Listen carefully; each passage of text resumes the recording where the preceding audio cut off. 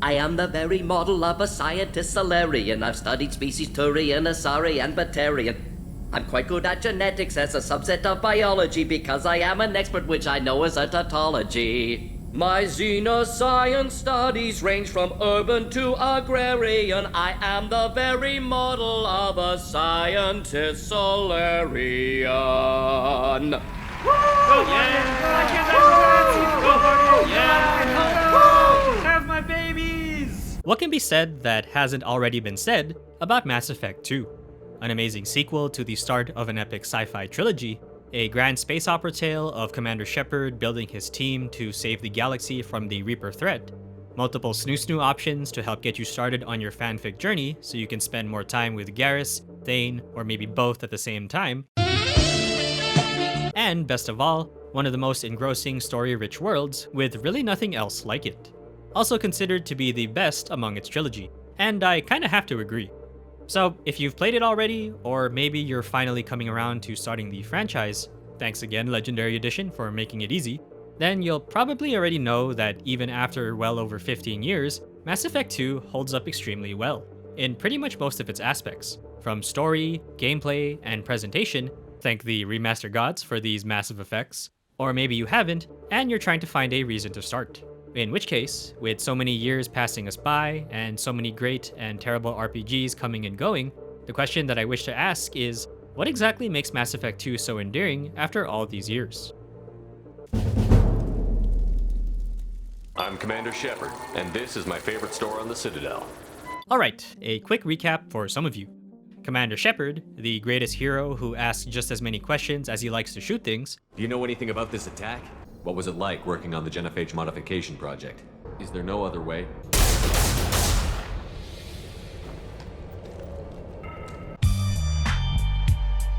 Saves the galaxy from an invasion threat by the massive synthetic organic race known as the Reapers, who wish to harvest all life in the galaxy with their advanced Combine harvesters. Shortly after the events of the first game, Commander Shepard dies. While on patrol, the Normandy is attacked by an unknown ship, which ends up killing most of his crew members. Unfortunately, Shepard ends up sacrificing himself to save the creator of Robot Chicken, Watch the arm! as well as becoming the segue to the title drop. But with the help of a pro-human organization called Cerberus, Shepard is miraculously brought back to life, and learns that the Collectors, a mysterious group of aliens, have quietly been raiding and kidnapping human colonies throughout the universe, and the Cerberus leader called... It's just Elusive Man, not the Elusive Man? Elusive Man. Okay. Suspects potential Reaper involvement. Feeling the call to action yet again from his newly found bones, Shepard Commander is on a mission to build his team and stop the Collectors from ushering the Reapers. What I've learned when coming back to and finishing this game again is just how much it tries to make the story compelling for players, and it uses its strongest aspect to weave an amazing adventure from start to finish. That aspect being Mass Effect 2's character portrayal. Miranda, but you were... Dead? The story setup pretty much lends itself to this narrative, where Shepard is recruiting various personalities who can help defeat the Collector threat. The main goal is clear-cut, but it's the process of finding those crew members that has always made the story feel fun and adventurous. Mordin is an eccentric Solarian scientist, but is a genius with both his research and pew-pew skills. Too many guns, not enough data equipment. Soldiers, not scientists. Yes, yes. Jack is an all-powerful batshit crazy biotic, but also the biggest tsundere who will make you start another romance save file. Hey, Shepard. No one's ever asked me about this shit. It's strange to talk about. So fuck you. And thanks for asking. Thane is cool and composed, but also more layered than an ogre. I apologize, but prayers for the wicked must not be forsaken. Do you really think she deserves it? Not for her, for me. Tali is ready to risk a stomachache to smooch you. Wow, it's really hot in here. Garrus is always busy. Have you got a minute? Can it wait for a bit? I'm in the middle of some calibrations. There's just a wide array of personalities who bring so much character to the game. It's interesting because, of course, you have to recruit these allies for the final mission, and yes, there are endgame reasons for why their loyalty quests are important. It's how the characters are put at the forefront, letting them drive the narrative adventure with storytelling that has a lot of depth and layers. the ethics of the Krogan genophage, the price of revenge, parenting, the future of a species. There's so many ethical and emotional tales that make Shepard's journey more than just a quest to stop a great evil. This isn't entirely unique to Mass Effect 2 per se, as more recent games like The Witcher, and most definitely the Persona series, also use character narratives and personalities to build the game's story. But the thing is, for a game that is much older, Mass Effect 2's story-driven design holds up extremely well, to the point that even other adventure or RPG games could still learn a lot from how these characters work. Sure, it's not as fleshed out, and I do think other games have character arcs and narratives that are better integrated throughout the main story, but the message and emotional themes that each character represents still hold very well. Actually, it was very intriguing to come back to some of these stories now that I'm older. In particular, going through Thane and Samara's loyalty quest struck some emotional chords now that I am an adult baby. You don't know us, Captain. Why are you going so far to help us?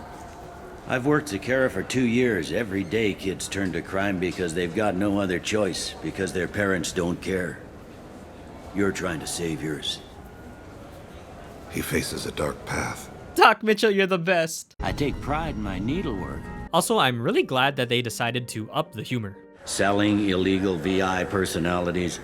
Actually, he was selling one of you. Me? Yeah, when you erased a file, it would say, I delete data like you on the way to real errors. Buggy, though. It crashed every half hour. The error message was about how the galaxy was at stake and you should fix the problem yourself.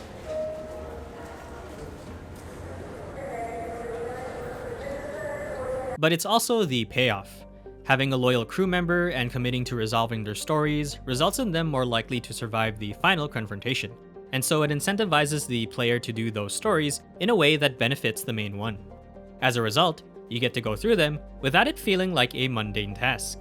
Of course, there are other elements, like how choices made in the first game can affect both events and dialogue, additional world building, and story reveals, which all add a bit more immersion icing to Shepard's cake. Ooh, nice cake. But it is the writing. And it's not just that it's well written, but well structured to ensure that the characters and Shepard's journey are meaningful. And they honestly still are, even after hearing them again 15 years later. And I'll take these romances over whatever the hell that was in the first. I like bold.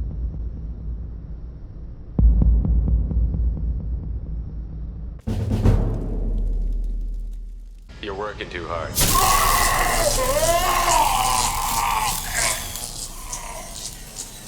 As a third-person shooter, Mass Effect 2 took a lot of what the first game established and improved it to make the shooting and abilities more dynamic.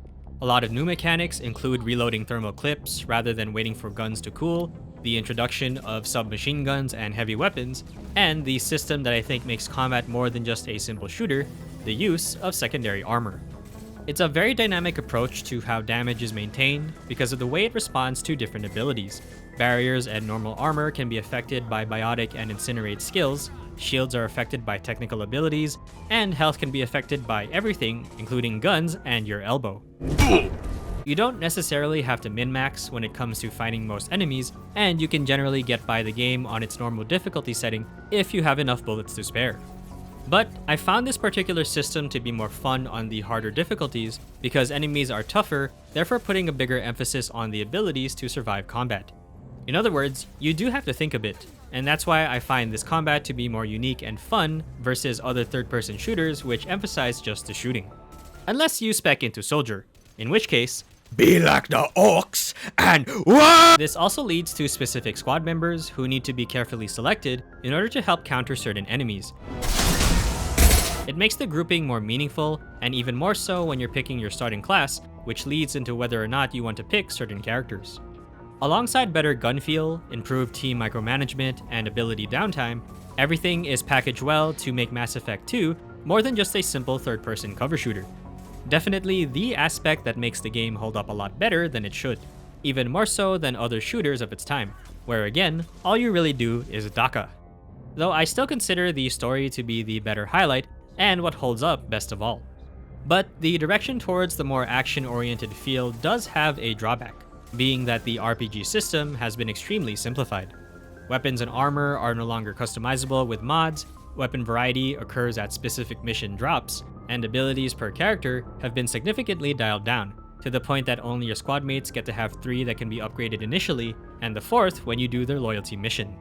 This is meant to accommodate the larger range of squad mates to choose from and ensure there's less overlap to make each of them feel unique. But yes, the sense of role-playing and even discovery is stripped down a lot in favor of more engaging combat. Man, I kinda missed the Mako, not gonna lie. The Hammerhead is fun as the DLC bonus, but it sucks that it's not part of the main questing, and it just doesn't quite hit the same as the Mako. And sure, the planet scanning is convenient for gathering resources pretty quickly, but it doesn't have that explorative feel when you're driving over different planets, even if that gameplay was a bit too repetitive. Not a bad thing per se, since it fits the scope of what Mass Effect 2 is trying to be, but I can also see how some RPG enthusiasts were a bit disappointed with the roleplay. But I do at least like the Paragon and Renegade interjections. They're a lot of fun with livening up certain cutscenes, and a lot of my favorites come from the second game. If you shoot me, my team's right through there.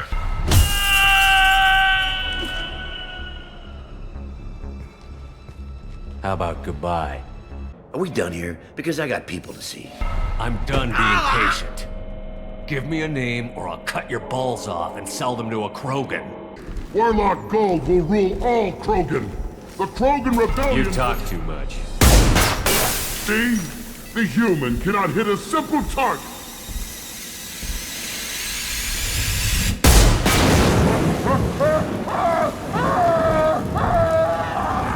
Still though, even with these changes, the combat is the bigger highlight of the gameplay section and the part that holds up very well today.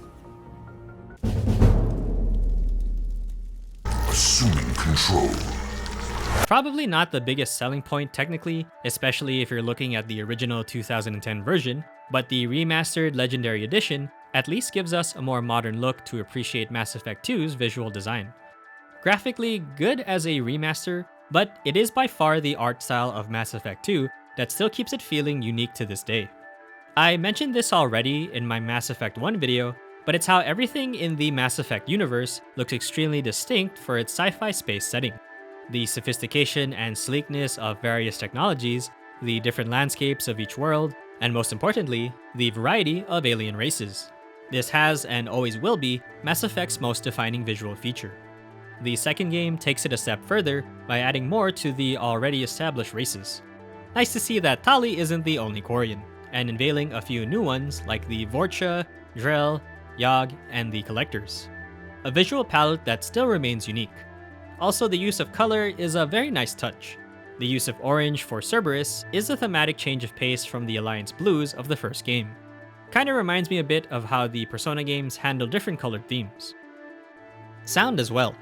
Just like the first, the heavily electronic soundscape in both the effects and musical composition are what further distinguishes Mass Effect's audio design. Everything from the Foley,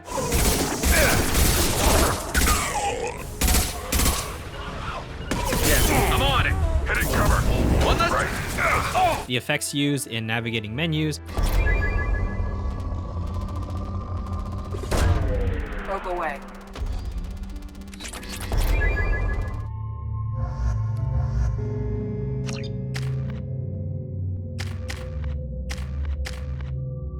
and the soundtrack used for every scene in the game is still very Mass Effect to a T.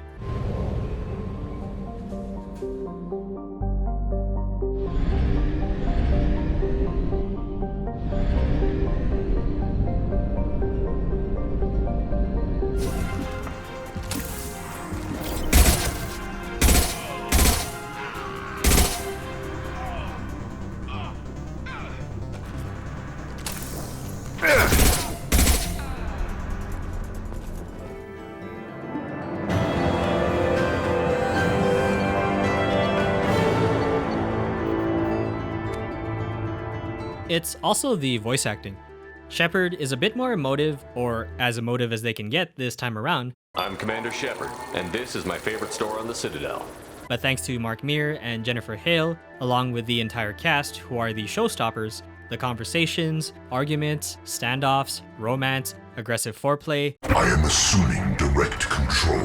Whatever type of dialogue where voices are needed are still some of the best for any sci-fi adventure, or even video game for that matter.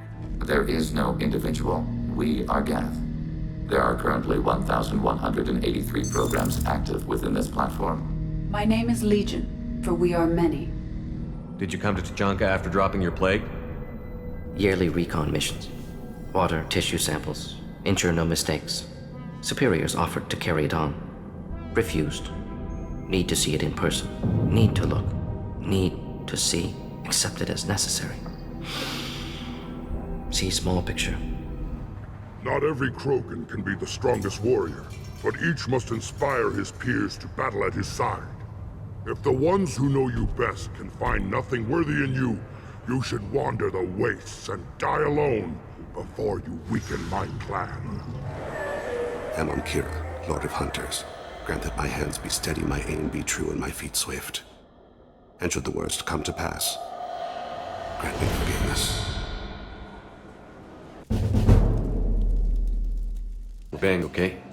So yeah, there's a lot that Mass Effect 2 has done to not only become a highly regarded game, but a great sequel one that holds up very well. A lot of it really is about the design. The story is well structured to ensure Shepard's journey to defeat the Collectors is a memorable one thanks to his squadmates. The nuance of the ability and armor system add a lot to the gameplay so that it's not just some run-of-the-mill shooter, and its distinct art design will always be visually Mass Effect no matter which way you look at it.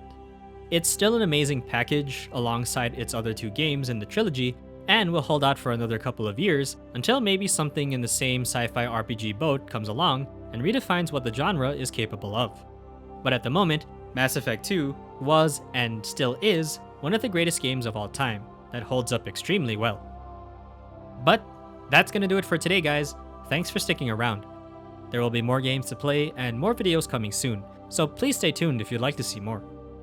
But for now, I'll see you all next time.